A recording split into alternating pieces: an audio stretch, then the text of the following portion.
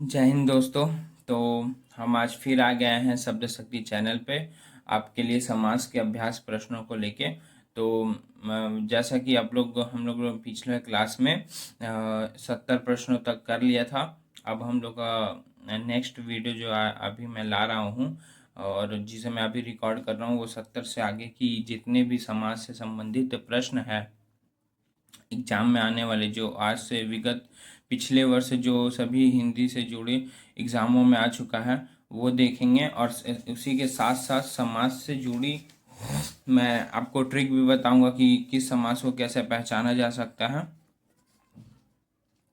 समाज के कितने भेद होते हैं, समाज से जुड़ी हर समस्या और हर बात को मैं आपके सामने रखने का प्रयास करूंगा। अगर आप समाज के कितने भेद होते हैं, समाज में कौन सा किस भेद में कौन सा पद प्रधान होता है, आप ये नहीं देखा हो तो आप मेरे पहले वीडियो पे जाके देख सकते हैं। इसी के साथ हम लोग 70वां प्रश्न पे चलेंगे।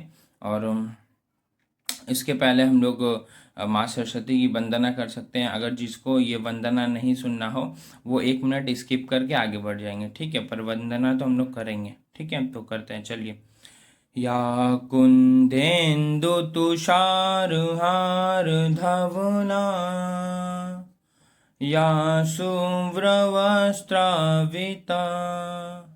या वीणावरदण्डमण्डितकरा, या श्वेतपद्मासना, या ब्रह्मच्युतशङ्करा प्रभृतिभिः दैवैः सदा वन्दिता, सा मां पातु सरस्वती भगवती निःशेषजाड्यापहा, निःशेषजाड्यापहा। तो माँ की सरस्वती की वंदना के साथ ही हम लोग अपना अभ्यास शुरू करते हैं। तो चलिएगा, जो वीडियो रिकॉर्डेड फॉर्म में देख रहे हैं तो उसको पॉज करके पहले प्रश्न का उत्तर दीजिएगा, जिनको आता है, जिन्होंने समास प्रकरण पहले पढ़ चुका है, ठीक है। फिर आगे बढ़िएगा। अब देखिए हमारा आजन्म शब्द है, आजन्म। तो यहाँ पे देखिए ये जो आ है ये उपसर्ग है, ठीक है। आ उपसर्ग है, प्रति उपसर्ग है, ठीक है। आ उपसर्ग है, प्रति उपसर्ग है, अनु उपसर्ग है, ठीक है। अनु उपसर्ग है, अभि उपसर्ग है, ठीक है। अभि उपसर्ग है, अधि उपसर्ग है, ठीक है। अधि उपसर्ग, ये सभी जहाँ भी उपसर्ग आपको शब्द के पहले में दिखे, और भी उपसर्ग होते हैं, ठीक है। देखिए यहाँ पे प्रति उपसर्ग है, ठीक है। और भी आपको जो भी उपसर्ग दिखे शब्द के प्रथम में, तो वहाँ पे जो विशेषता ना बता रहा हो, अगर विशेषता बताया गया, जैसे क हो गया, ठीक है, कु हो गया, सु हो गया, ठीक है, ये सभी जो है विशेषता बताने वाला है। तो ये शब्द के आगे में रहेंगे तो इसमें कर्मधारय होगा। जहाँ विशेषता और विशेष्य का संबंध होगा वहाँ कर्मधारय समास होगा, ठीक है, कर्मधारय समास होगा। और जहाँ पे विशेषता नहीं बताएगा उपसर्ग, वो सभी शब्द अव्ययभाव समास के घर में कटघरे में आता है, वो अव्ययभाव समास के घेरे में आता है, ठीक है। तो आज जन्म है शब्द में कौन सा समास है? बहुब्रीहि अव्ययभाव द्वंद्व समास कर्मधारय। तो इसका सही आंसर सी है, जो कि हम लोग कर चुके हैं। नेक्स्ट क्वेश्चन हम लोग का है 71 नंबर। प्रतिदिन में समास है, तत्पुरुष समास है, कर्मधारय समास है, अव्ययभाव समास है, या द्वंद्व समास है। तो मैं बोला भी कि देखिए प्रति उपसर्ग है, प्रति प्लस दिन मूल शब्द है, तो ये क्या बन जाता? अव्यय बन जाता। अगर अगर व्याकरण की दृष्टि से देखें, अव्यय जिसमें विकार उत्पन्न नहीं होता, ठीक है। और समास की दृष्टि से देखेंगे तो ये अव्यय भाव होगा, ठीक है। तो इसमें सही आंसर बी हो जाएगा। देखिए यहाँ पे बी ऑप्शन दिया हुआ। नेक्स्ट क्वेश्चन हम लोग का चक्र पाणी दर्शनार्थ पद में मान्य समास है, क्या है? कर्मधारय समास है। ये मोस्ट इम्पॉर्टेंट है, इम्पॉर्टेंट क्वेश्चन है, क्योंकि ऐसा एग्जामिनर हमेशा एग्जाम में पूछते हैं, ठीक है। अव्यय भाव समास है, तत्पुरुष समास है, या बहुब्रीहि समास है। तो इसका सही आंसर क्या होगा? इसका सही आंसर सी हो जाएगा, ठीक है। अव्यय भाव समास का ये उदाहरण है। नेक्स्ट है, कौन सा शब्द अव्यय भाव समास का उदाहरण है? अब 4 शब्द दे दिया, पूछ रहा है कि कौन सा अव्यय भाव समास का उदाहरण है। नवग्रह, ठीक है, गांठ कर और महात्मा, तो महात्मा महान है जो आत्मा, ठीक है। इसमें कर्मधारय समास है। नवग्रह, नवग्रहों को जो समाहार, तो इसमें दीर्घु है, ठीक है। जहाँ संख्या और संज्ञा हो वहाँ पे दीर्घु होता है, ठीक है। जहाँ विशेषण विशेष हो वहाँ कर्मधारय होता है। यहाँ पर देखिए आ प्लस मरण है, तो ये आ उपसर्ग है, मैंने अभी बताया था आपको। तो यहाँ पे देखिए शब्द का आरंभ में आपको उपसर्ग मिल गया है, तो इसका आंसर डी होगा। देख सकते हैं, इसका आंसर डी है। और ये यूके टीजीटी एग्जाम 2011 में आ चुका, ठीक है। नेक्स्ट क्वेश्चन, निर्विवादित में समास है, ठीक है। निर्विवादित में समास है, कर्मधारय समास है, और अव्ययभाव समास है, बहुव्रीहि समास है, तत्पुरुष समास है। तो ये देखिए ये भी उपसर्ग ही है, निर उपसर्ग, निस उपसर्ग, ठीक है। निस उपसर्ग, दुर उपसर्ग, इतना जहाँ दुर है, दुस है, ये सब भी उपसर्ग है, तो इसमें भी तत्पुरुष अव्ययभाव समास ही होगा, ठीक है। देख सकते हैं बी नंबर इसका सही राइट आंसर है। आप बीती, आप अपने पर बीते, ठीक है। आप बीती में ऑप्शन दिया द्वंद्व समास, कर्मधारय समास, ठीक है। आप ठीक है, तत्पुरुष समास और दीर्घु समास। तो मैंने बोला आप पर बीती, तो पर क्या है, ये कारक के विभक्ति है, और जहाँ कारक विभक्ति आएगा वहाँ पे क्या होगा, तत्पुरुष समास होगा। तो इसका सही आंसर सी हो जाएगा। जितने भी अगर आपको समास देखना है, ठीक है, समास में कौन सा समास में क्या कौन सा समास होगा, तो सबसे पहले उसका विग्रह को पहचानिए, उसका विग्रह करना सीखिए उस शब्द का, ठीक है। अगर आप विग्रह करना सीख जाएंगे तो आपको खुद ब खुद पता चल जाएगा कि उस शब्द में कौन सा समास है, ठीक है। नेक्स्ट प्रश्न है, मालगाड़ी शब्द का समास है, ठीक है। मालगाड़ी शब्द का समास क्या है, माल की गाड़ी, माल से गाड़ी, माल के लिए गाड़ी, और माल द्वारा गाड़ी। तो इसका सही आंसर है माल के लिए गाड़ी, जैसे शिव के लिए आल, ठीक है। इसका सही आंसर सी हो जाएगा। इसके बाद होगा लक्ष्य भ्रष्ट से समास है। लक्ष्य भ्रष्ट से समास क्या है, और कौन सा समास है, ठीक है। लक्ष्य से भ्रष्ट, तो यहाँ पे से आ रहा है, तो यहाँ पे करण भी दिया, तो जहाँ साधन का अर्थ होगा वहाँ पे करण होगा। यहाँ पे अपदान तत्पुरुष है, ठीक है, संबंध तत्पुरुष है, और यहाँ पे क्या है, अधिकरण तत्पुरुष। तो ये तत्पुरुष का ही उपभेद है, ठीक है। ये कारण में जैसे कर्ता ने कर्म को संप्रदान से अप्रदान के लिए, ये सब होता है ना, ये सब कार्य के चिन्ह होता है, उससे पहचाना जाता है। अगर विग्रह में जो चिन्ह आ रहा है, जैसे यहाँ शब्द लक्ष्य, लक्ष्य भ्रष्ट, तो लक्ष्य से भ्रष्ट, इसमें से आ रहा है, तो ठीक है। हमारे कारक में से दो जगह आता है, एक करण में आता है, एक अपदान में आता है। तो जहाँ पदान में आता है तो वहाँ दूर होता है, ठीक है। जैसे पेड़ से पत्ती गिरी, ठीक है, तो यहाँ भी लक्ष्य से दूर हो रहा है, तो यहाँ पर अपदान कारक होगा, ठीक है। देखिए बी ऑप्शन इसका सही है।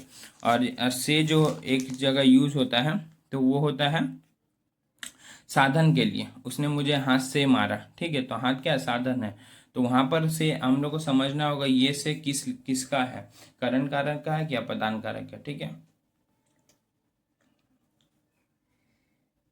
नेक्स्ट क्वेश्चन है, तुलसी कृत में कौन सा समास है, ठीक है।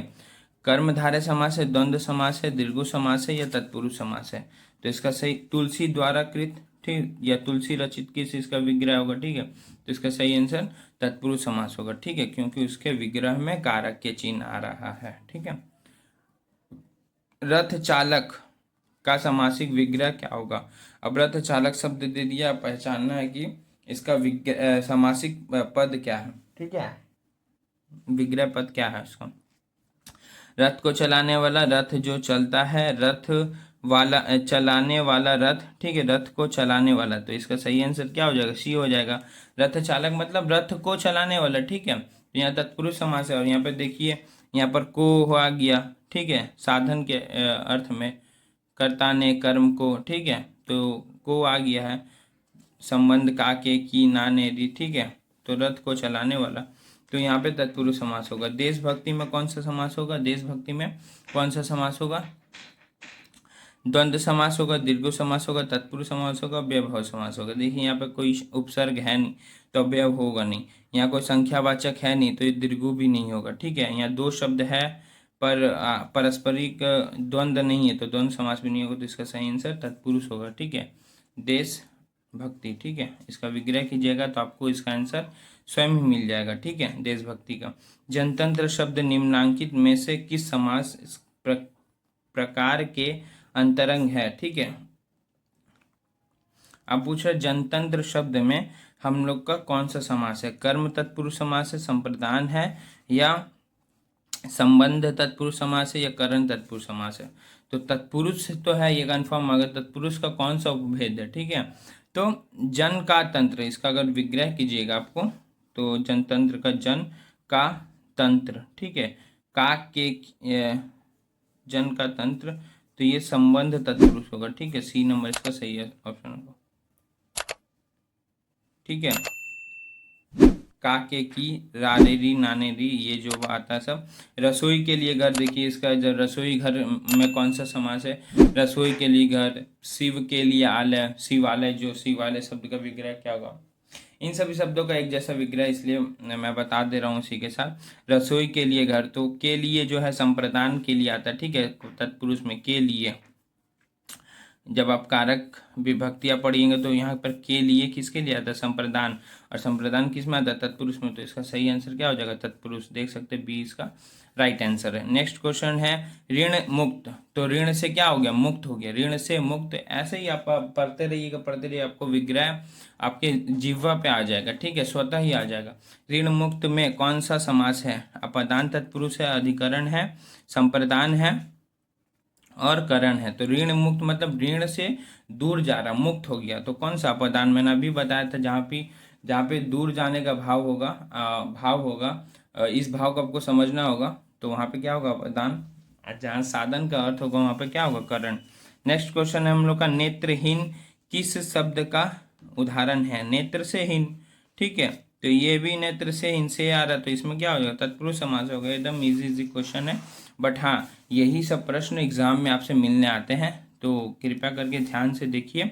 और मैं तो बोलूँगा कि इस वीडियो को ध्यान से देखने की जगह ध्यान से सुनिए, क्योंकि आप जितना सुनिएगा आपको उतना याद होगा, और आप उतना अच्छा से इस एग्ज़ाम में अपना परफॉर्मेंस दे पाइएगा, ठीक है। अगर हिंदी से समाज से जुड़े प्रश्नों को आपको नहीं छोड़ना एग्ज़ाम में, तो आप एकदम आराम से बैठ के इन अभ्यास प्रश्नों को कर लीजिए, तो आपका समाज से जो भी 1-2 प्रश्न एग्जाम में आते हैं वो नहीं छूटेगा, गलत नहीं होगा, ठीक है। नेक्स्ट 85 नंबर, किस शब्द में तत्पुरुष समास नहीं है, ठीक है। हमारे पास 4 शब्द दे दिए, पूछ रहा है किसमें तत्पुरुष समास नहीं है, ठीक है। हिमपात डी नंबर में, सी नंबर में विश्वधर, ठीक है, विषधर, ठीक है, विश्व विख्यात और आश्चर्यचकित। तो विषधर हम लोग को बोलेंगे क्योंकि ये बहुब्रीहि का उदाहरण है सबसे पहले, ठीक है, तो यही तत्पुरुष का समास नहीं है, यह है बहुब्रीहि का उदाहरण विषधर, ठीक है। भगवान शंकर को भी बोला जाता है और विशेषण के रूप में भी आता है, तो इसीलिए ये बहुब्रीहि का उदाहरण है। अधोलिखित शब्दों में से किस शब्द में तत्पुरुष समास है, आप बताना है कि किस शब्द में तत्पुरुष समास है। मुनिवर, ठीक है, सुसंग, पराधीन और दत्तचित। तो बताना है आपको सही आंसर, ठीक है। मुनिवर सुसंग, यहाँ पे सुसंग दे दिया, ठीक है, यहाँ पे कर्मधारय हो जाएगा, सु ब्रैकेट में अच्छा है जिसका संग, यहाँ पे क्या सु दे दिया। देखिए मैंने आपको स्टार्टिंग में बताया था क कु सु ये सब आ गया तो आपका कर्मधारय समास होगा, ठीक है। तो यहाँ देखिए सुसंग आ गया, ठीक है, मुनिवर, दत्तचित, और इसका सही आंसर क्या होगा, पराधीन होगा, इसका सही आंसर पराधीन होगा, ठीक है। नेक्स्ट है ध्यान मग्न, ध्यान में मग्न तत्पुरुष समास, ये अव्ययभाव समास, कर्मधारयी, तत्पुरुष और बहुव्रीहि, तो इसका सही आंसर सी हो जाएगा, तत्पुरुष समास, ठीक है। ध्यान मग्न तो क्या होगा, इसका विग्रह ध्यान में मग्न, आप विग्रह निकालिएगा आपको आंसर स्वतः ही मिल जाएगा। नेक्स्ट क्वेश्चन है जिस समास में उत्तर पद की प्रधानता है उसे क्या कहते हैं। अगर मैं बोल रहा हूँ कि आप अगर पद की विशेषता नहीं देखे हैं तो आप इससे पहले वाले वीडियो को देख सकते हैं, मैंने सब बताया कि तत्पुरुष समास, दीर्घो समास, द्वंद्व समास में हमारा उत्तर पद प्रधान होता है, प्रथम गौण होता है। द्वंद्व समास में दोनों पद प्रधान होता है, और बहुब्रीहि समास में दोनों पद अप्रधान होता है, कोई तीसरा ही प्रधान होता है, ठीक है। और अव्ययभाव समास में प्रथम पद प्रधान होता है, दूसरा पद गौण होता है, ठीक है। तो क्या पूछा है, जिस समास में उत्तर पद प्रधानता है उसे क्या कहते हैं, उसे तत्पुरुष समास कहते हैं। और तत्पुरुष समास से दो समास जो निकले हैं, कर्मधारय और दीर्घु, ये दोनों में भी उत्तर पद ही प्रधान होता है, क्योंकि ये उसी से निकले। ठीक है, मुंह तोड़ शब्द में समास है, मुंह तोड़ शब्द में कौन सा समास है, तो तत्पुरुष समास, अव्ययभाव समास, कर्मधारय समास, दीर्घ समास। मैं तो मुझे आ रहा, मैं अपने से बता दे रहा हूँ, मगर आप लोग विग्रह कर करके देखिएगा। ठीक है, मुंह तोड़ समास। पर्णकुटी, पर्णकुटी शब्द का समास है, तत्पुरुष समास है, कर्मधारय समास है, दीर्घ समास है, या द्वंद्व समास है। पर्ण से निर्मित कुटी, पर्णकुटी तत्पुरुष समास है। ठीक है, तो आज हम लोग यहीं तक रखते हैं, मिलते हैं नेक्स्ट वीडियो में, तब तक के लिए धन्यवाद। मैं 90 से आगे की वीडियो लाऊंगा।